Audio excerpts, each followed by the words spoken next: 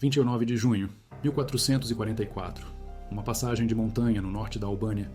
4.000 homens observam 25.000 soldados otomanos marcharem para um desfiladeiro com 11 quilômetros de extensão. Os albaneses estão em desvantagem de 6-1. Eles estão prestes a vencer, decisivamente. Porque esta não é uma história sobre bravura. É sobre a utilização do terreno como arma.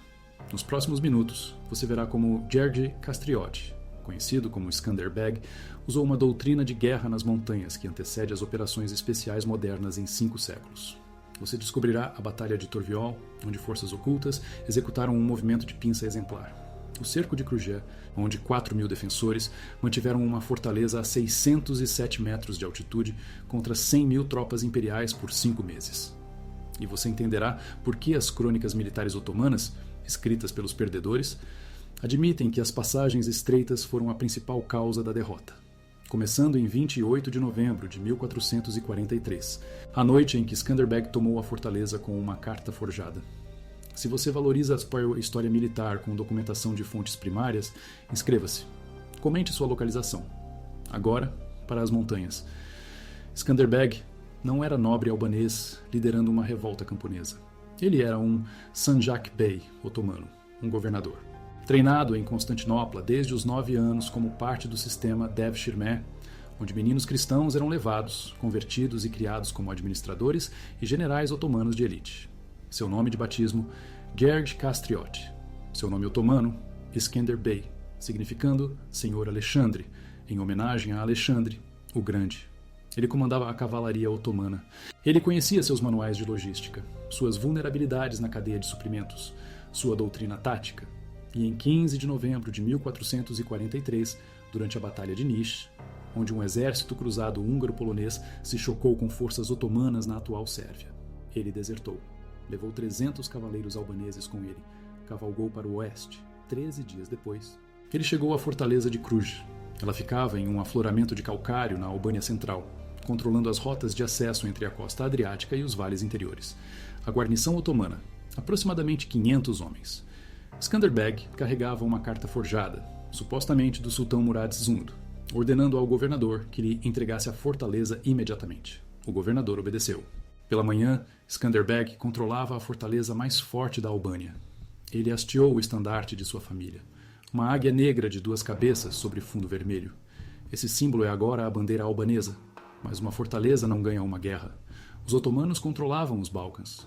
Eles haviam tomado Constantinopla em 1453. Espere, isso é futuro. Em 1443, eles controlavam a Sérvia, a Bulgária, a maior parte da Grécia. A Albânia era um mosaico de senhores feudais, possessões costeiras venezianas e territórios administrados pelos otomanos. Skanderbeg precisava de um exército, mas criticamente ele precisava de financiamento. As levas feudais não funcionam para a guerra de guerrilha sustentada. Você precisa de profissionais. Pessoas que lutam o ano todo, não apenas durante as colheitas. 2º de março, 1444. A cidade de Lezhë, norte da Albânia. Skanderbeg convoca um conselho. Presentes: os principais senhores feudais albaneses, a família Dukagini, a família Topia, a família Arianiti, representantes venezianos. Eles assinam um tratado. Historiadores o chamam de Liga de Lezhë. É um pacto militar e financeiro. Os senhores concordam em contribuir com 200.000 ducados de ouro anualmente para financiar um exército permanente. Skanderbeg é nomeado capitão-general, comandante militar supremo. A Liga controla um território aproximadamente do tamanho da Albânia moderna, cerca de 28.000 km². População: talvez 300.000, embora os dados do censo desse período sejam pouco confiáveis. A estrutura do exército: Skanderbeg mantém uma força central de 2.000 a 3.000 cavaleiros de elite. Estes são profissionais em tempo integral. Soldados pagos. Eles são equipados com armadura leve, escudos redondos, lanças longas e arcos recurvos. Pense neles como o equivalente do século XV das forças especiais de resposta rápida. Em torno desse núcleo, ele pode mobilizar levas feudais, soldados de meio período fornecidos pelos senhores, elevando a força total para 15.000 durante grandes campanhas. Mas o grupo central, essa unidade de 2 a 3.000 homens, é a força de ataque. Aqueles que treinaram juntos, aqueles que conhecem o terreno, aqueles que executarão a emboscada em Torviol, porque em junho de 1444, o sultão Murad Zund tem um problema. Um ex-governador tomou uma fortaleza declarou independência e formou uma coalizão. Isso não pode ficar assim. Murad despacha Ali Pasha, um comandante experiente com ordens para esmagar a rebelião, à força. As fontes variam muito. Marinus Barletius, um padre de Shkodër, que escreveu a primeira grande biografia de Skanderbeg em 1508, afirma 40 mil tropas. Historiadores modernos como Oliver Jens Schmidt, Universidade de Viena, autor da biografia definitiva de 2009, estimam entre 25 mil e 30 mil. As crônicas otomanas não fornecem números precisos, mas a descrevem como uma grande força expedicionária, incluindo cavalaria Sipahi, raiders Akansã e infantaria janissária. Ali Pasha entra na Albânia pelo leste, marchando pelo vale do rio Shkumbin. Seu objetivo? Kruj. Mas para chegar a Kruj, ele tem que cruzar as terras altas interiores. E isso significa passar por uma característica geográfica específica, uma planície, 11,2 km de comprimento, 4,9 km de largura, cercada pelas montanhas Mokra, encostas arborizadas em ambos os lados, uma estrada pelo centro, nome moderno, a planície de Shumbat, perto de Peshkopi, no nordeste da Albânia, nome do século XV, Tor-Viol. Skanderbeg está esperando. 29 de junho, 1444. Manhã. A coluna de Ali Pasha entra na planície de Tor-Viol pelo Passo Oriental. 25 mil homens, talvez mais.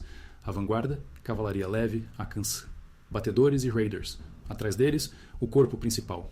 Cavalaria pesada, Sipahi, infantaria janissária, carroças de suprimentos, seguidores do acampamento. A coluna se estende por quilômetros, leva horas para se canalizar pela entrada estreita oriental. E enquanto entram na planície, eles veem o exército de Skanderbeg.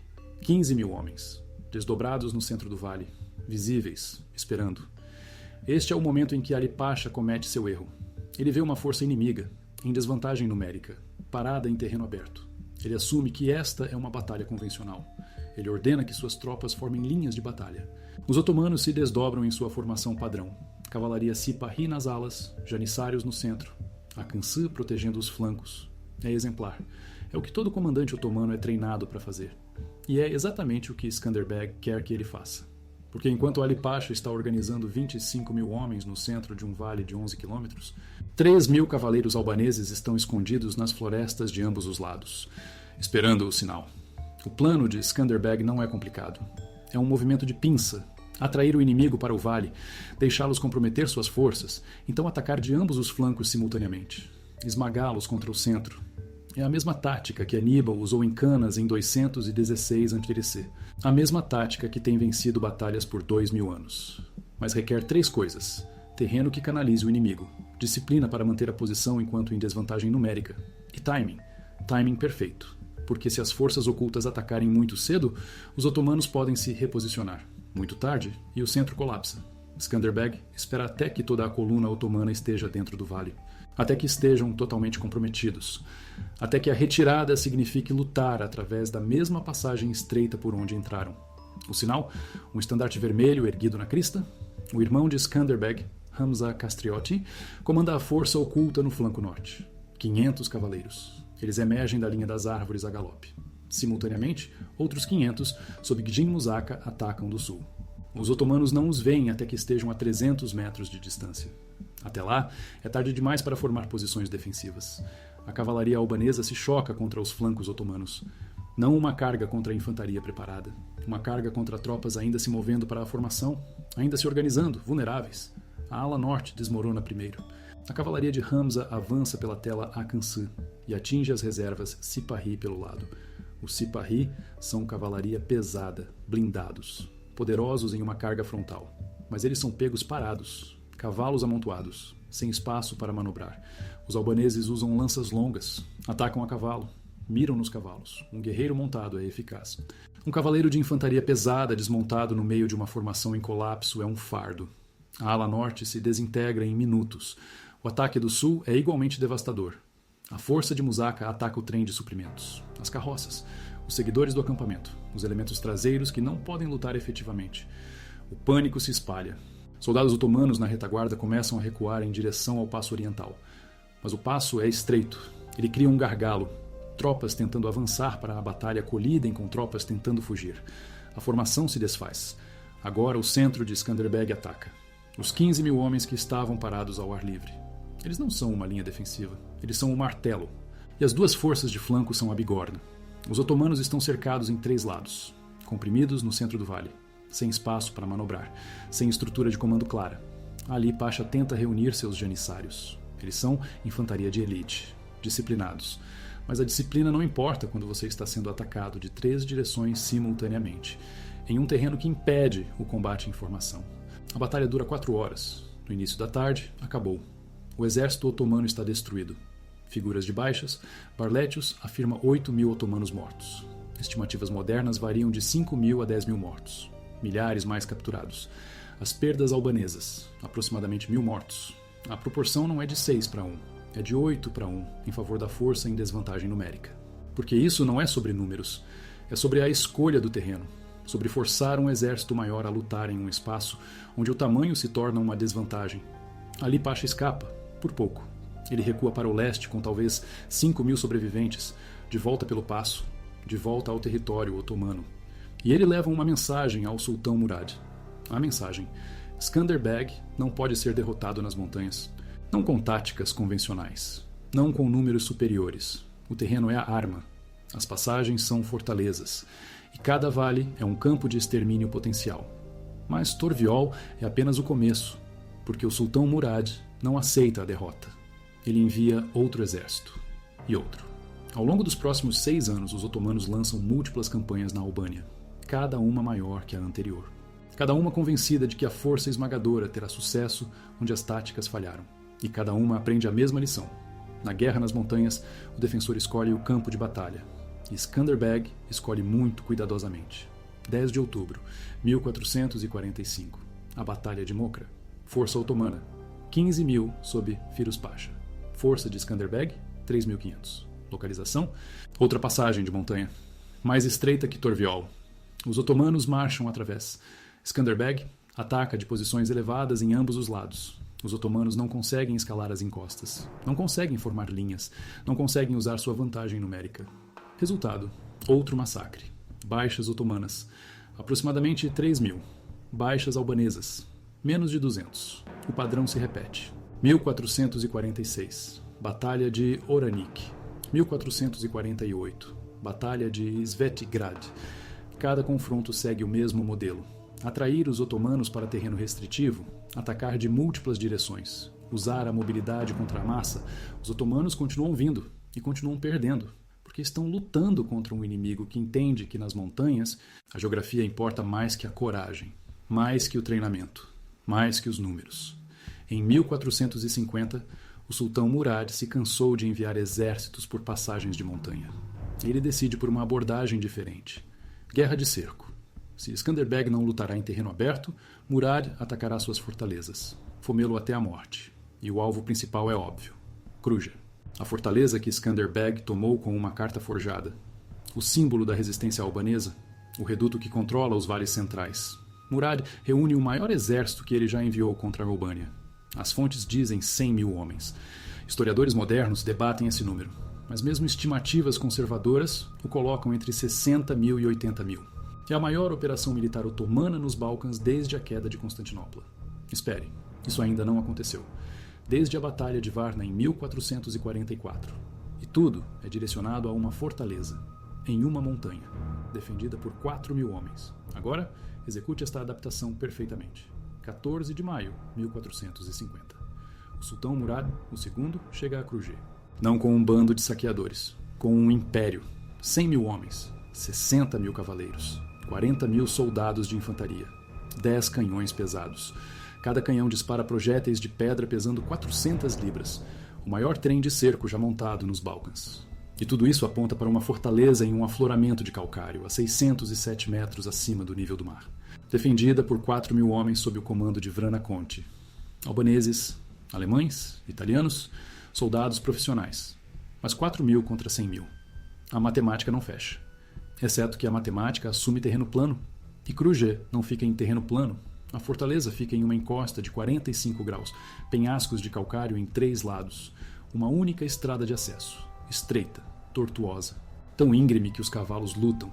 Os otomanos não conseguem cercá-la. Não conseguem usar toda a sua força simultaneamente. Os canhões estão posicionados abaixo da fortaleza, disparando para cima, Nesse ângulo, os projéteis de pedra perdem velocidade. Eles atingem as muralhas, ricocheteiam, lascam o calcário, mas não rompem.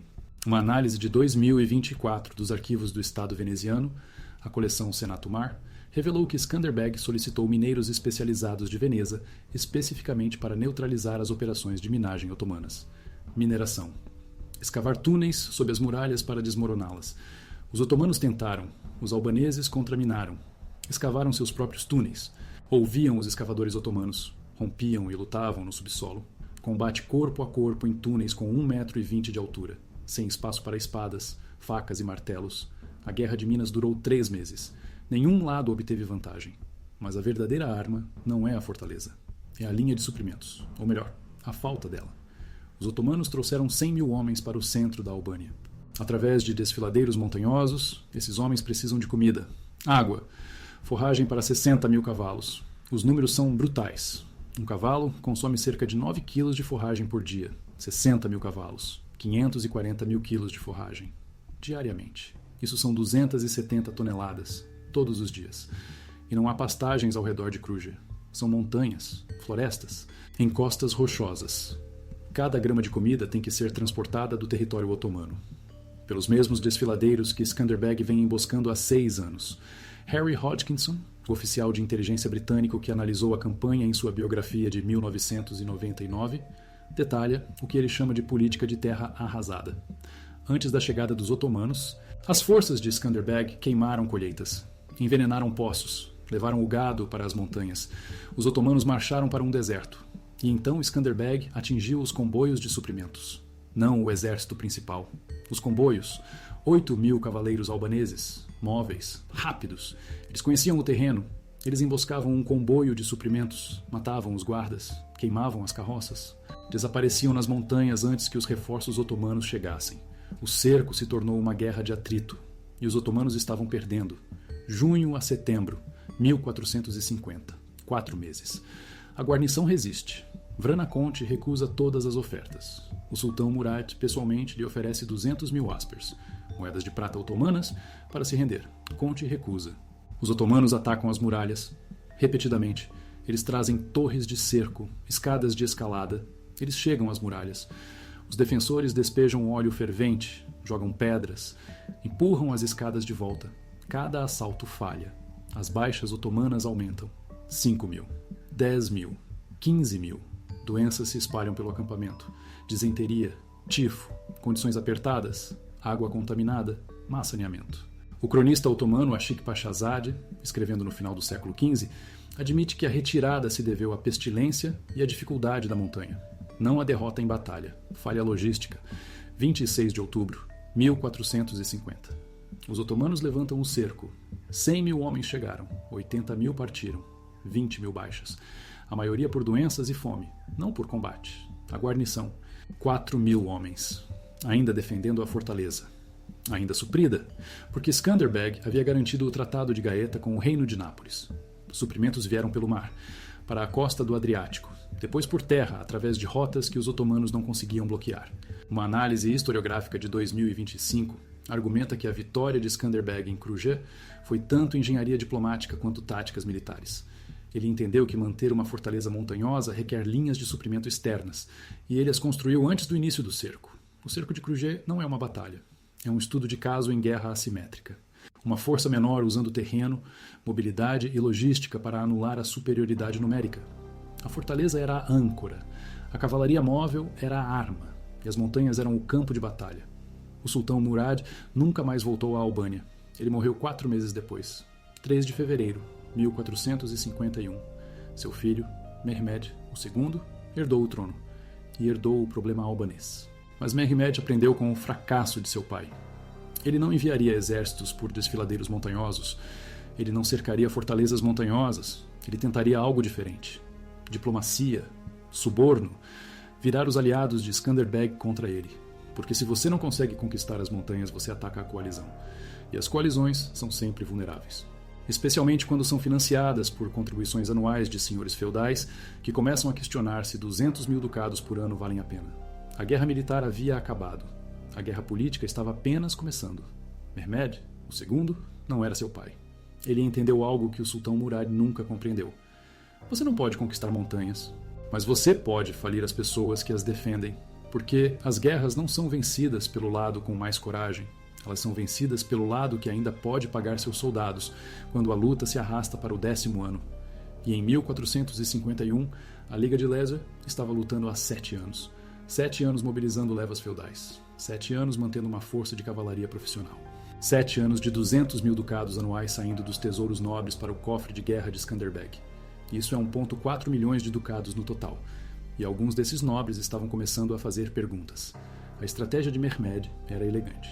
Ele ofereceu tratados de paz, não a Skanderbeg, a senhores albaneses individuais, a família Dukagdini, a família Arianiti, a família Topia.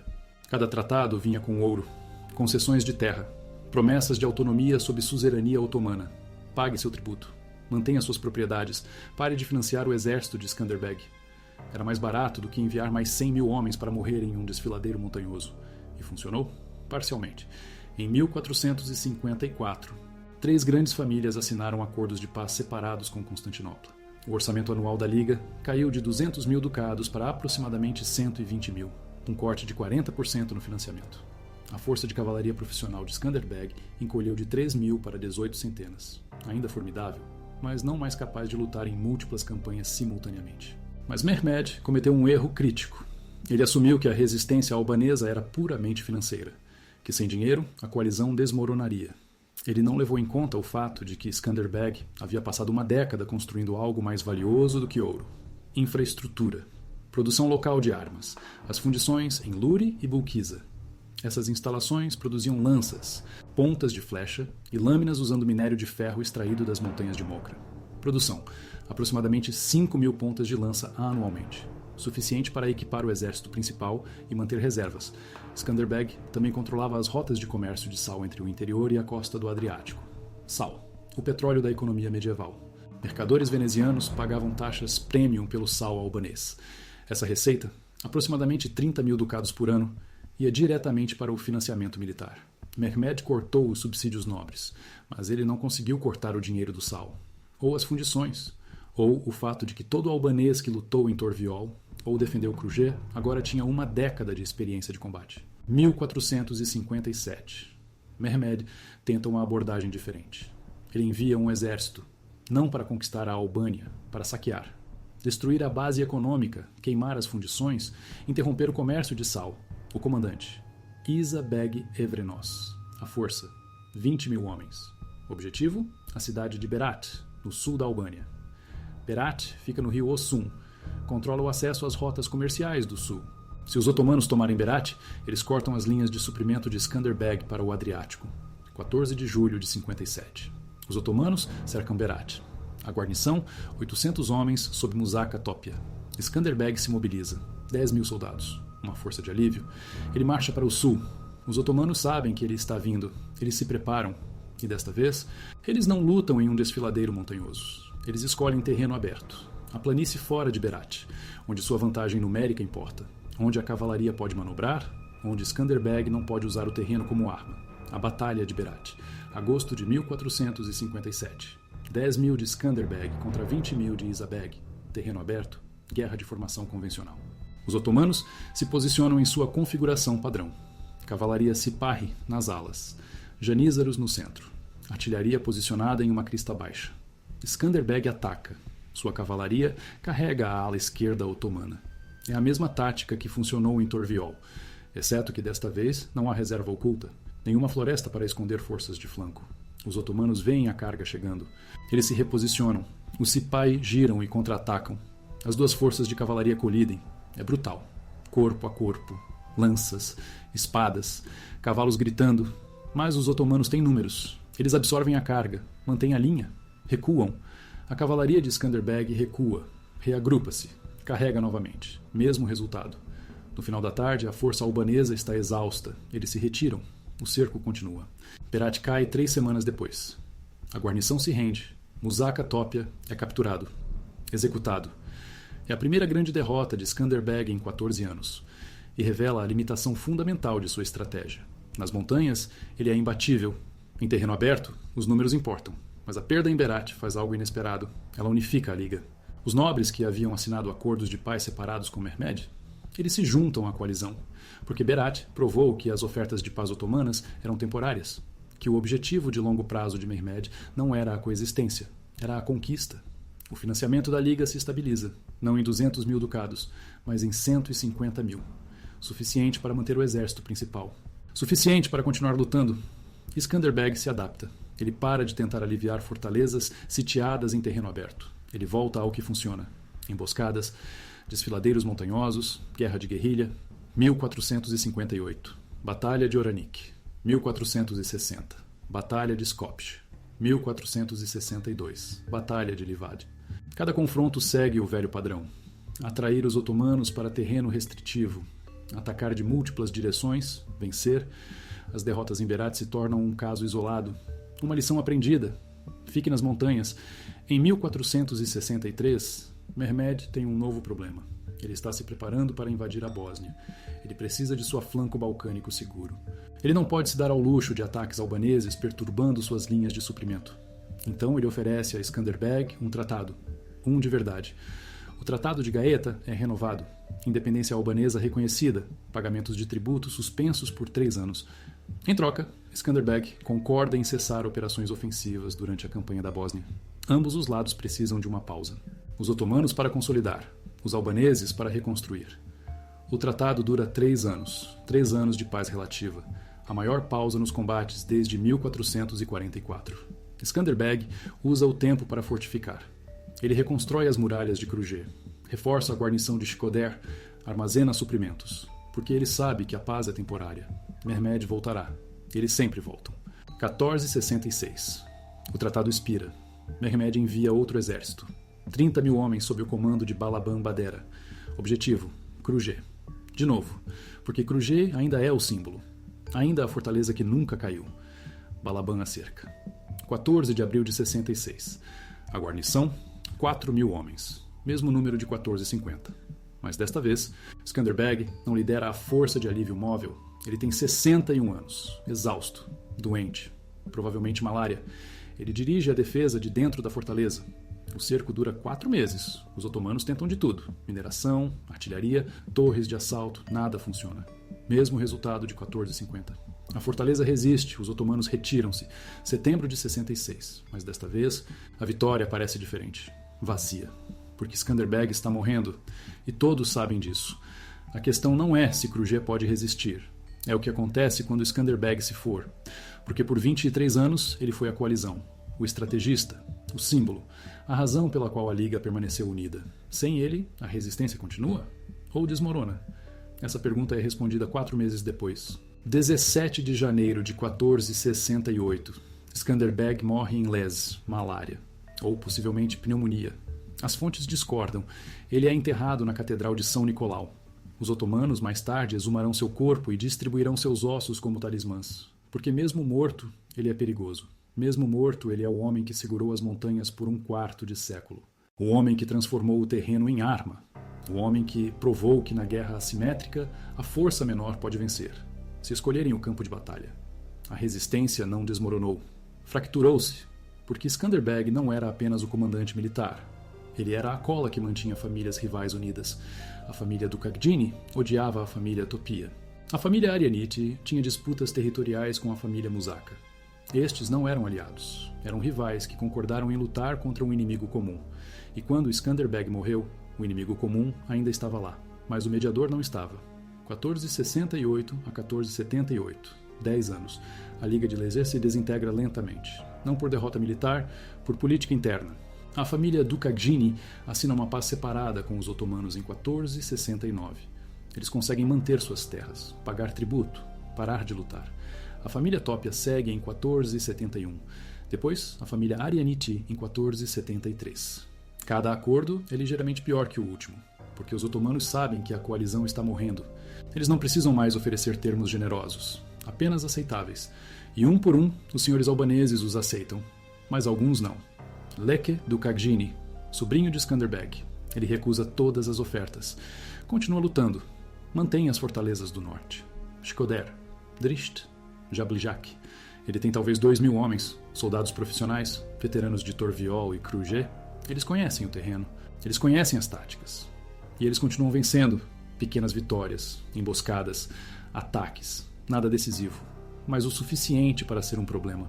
O suficiente para que Mehmed, o segundo, tenha que manter tropas na Albânia quando preferiria usá-las em outro lugar. Porque em 1475, Mehmed está planejando algo massivo. A conquista dos territórios venezianos na Grécia. A guerra com a Moldávia. O avanço para a Hungria.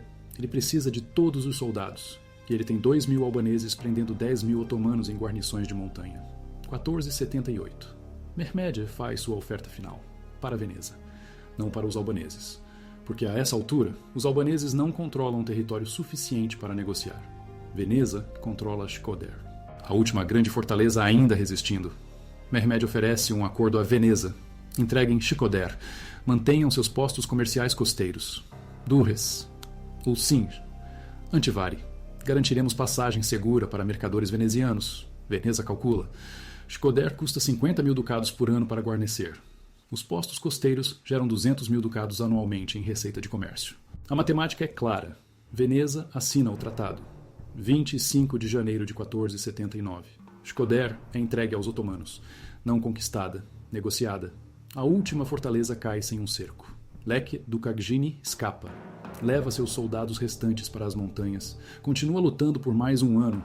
Guerra de guerrilha, ataque e fuga. Sem fortalezas, sem linhas de suprimento.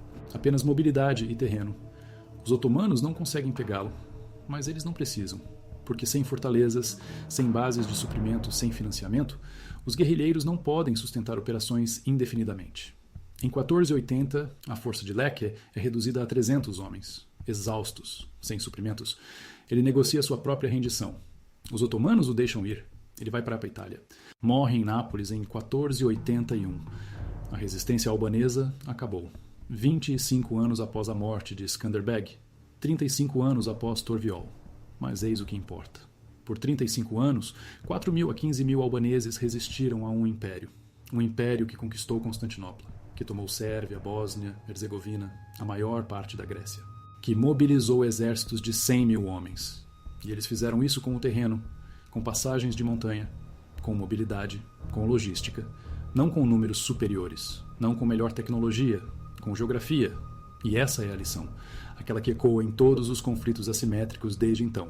Vietnã, Afeganistão, o Cáucaso. Quando uma força menor escolhe o campo de batalha, quando entende o terreno melhor que o invasor, quando pode se sustentar através de linhas de suprimento externas, ela pode resistir, não para sempre, mas tempo suficiente para tornar a conquista muito cara, tempo suficiente para forçar negociações, tempo suficiente para provar que impérios não são invencíveis. O esqueleto de Skanderbeg se foi. Os otomanos o levaram. Distribuíram os ossos como talismãs. Sua espada está em Viena. Museu de História da Arte. Seu capacete está no mesmo museu. Bronze.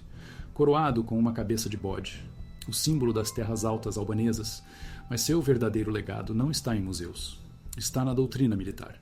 O entendimento de que na guerra de montanha, o defensor tem a vantagem. Que o terreno pode ser armado. Que 4.000 homens no lugar certo podem deter 100.000 no lugar errado. Isso é o que sobreviveu. Isso é o que importa.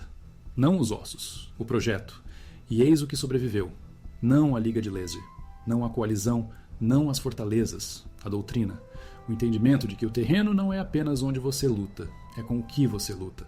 Esse conhecimento não morreu em 1480. Migrou.